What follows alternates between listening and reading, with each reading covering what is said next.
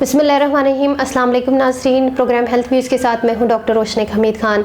नाज़रीन, आज हम बात करेंगे कि मेडिकली एक्सरसाइज करने के क्या बेनिफिट्स हैं और एक्सरसाइज और फिज़िकल एक्टिविटी में क्या डिफरेंस है।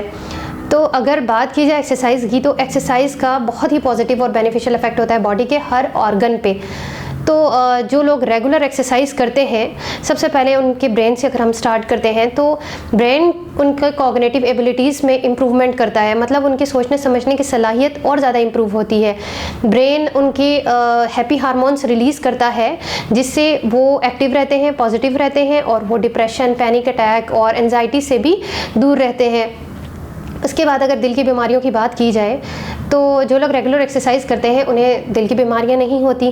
ब्लड प्रेशर जो है वो पाकिस्तान की तकरीबन आधी से ज़्यादा आवाम इसमें मुब्तला है। तो ये रेगुलर एक्सरसाइज और वॉक जो है ये ब्लड प्रेशर से भी आपको दूर रखती है, आपका ब्लड प्रेशर भी मेंटेन रहता है। फिर रेगुलर एक्सरसाइज आपके शुगर और आपके इंसुलिन लेवल को मेंटेन रखती है। अब इससे क्या होता है कि इससे टाइप 2 डायबिटीज़ नहीं होता। कुछ ऐसी डिजीज़ होती हैं, बीमारियाँ होती हैं जो हमें वक्त के साथ होती हैं, हर इंसान को वक्त के साथ होती हैं, जिस तरह टाइप 2 डायबिटीज़ और बहुत सारी और भी, जिस तरह आर्थराइटिस की बीमारी हो गई। तो जो रेगुलर एक्सरसाइज होती है वो इससे रोकती है, ऑस्टियोप्रोसिस से, बोन फ्रैक्चर से भी रोकती है। इसके अलावा मोस्टली लोगों को फैटी लिवर होता है, उनके जिगर में चर्बी होती है। सब टेस्ट करवा देते हैं, कोई मसला नहीं, कुछ भी नहीं, सिर्फ उनको फैटी लिवर। अब फैटी लिवर का सिर्फ एक ही ट्रीटमेंट है, वो है वॉक एक्सरसाइज। अगर आप पेशेंट हैं तो भी और अगर पेशेंट नहीं हैं तो भी आपको 35 से 45 मिनट डेली वॉक करनी चाहिए। और इसके अलावा जो हमारे पित्ते में पथरी होती है, एक्सरसाइज उससे भी प्रिवेंट करती है। हाल ही में रिसर्च हुई है और रिसर्च ये है कि एक्सरसाइज प्रिवेंट करता है कैंसर डेवलपमेंट में।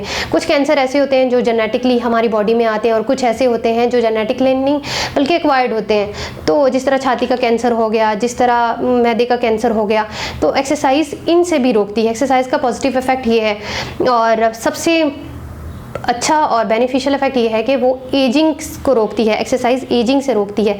अब कैसे?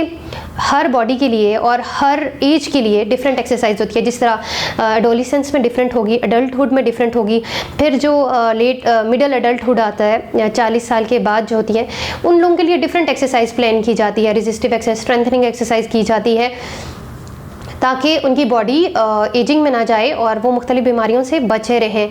और एक्सरसाइज और फिज़िकल एक्टिविटी में ये फ़र्क है कि exercise is a more modified form of physical activity.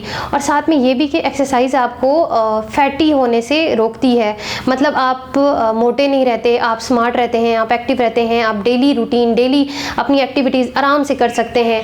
और इसके अलावा ज़रूरी नहीं है कि आप हफ्ते में 7 दिन ही एक्सरसाइज करें, आप 5 दिन भी कर सकते हैं, अब 2 दिन आप रेस्ट करें, लेकिन आप करें ज़रूर। तो इसी के साथ मिलेंगे एक अगली अवेयरनेस वीडियो में। इजाज़त दीजिए, अल्लाह हाफ़िज़।